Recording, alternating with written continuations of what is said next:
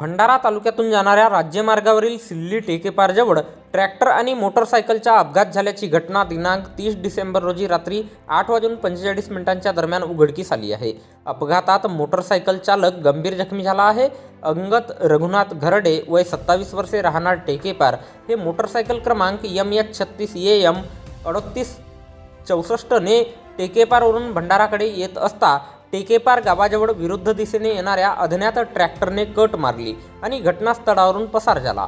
यात अंगत यांच्या उजव्या हाताला गंभीर दुखापत झाली। अपघाताची माहिती मिळताच नागपूर रायपूर महामार्गावरील पॉइंट कारधा पोलीस स्टेशनवर उभी असलेली जगद्गुरू रामानंदाचार्य नरेंद्राचार्य मुख्यपीठ नानिजधाम जिल्हा रत्नागिरी यांच्या प्रेरणेतून सुरू असलेली रस्त्यावरील अपघातग्रस्तांना अहोरात्र 24 तास विनामूल्य सेवा देणारी रुग्णवाहिका घटनास्थळी तातडीने दाखल झाली। सदर रुग्णवाहिकेतून रुग्णवाहिका चालक प्रमोद मोतोरे यांच्या मदतीने अपघातातील जखमीला तातडीने जिल्हा सामान्य रुग्णालय भंडारा येथे उपचाराकरिता दाखल करण्यात आले आहे। येथे त्यांच्यावर उपचार सुरू आहेत।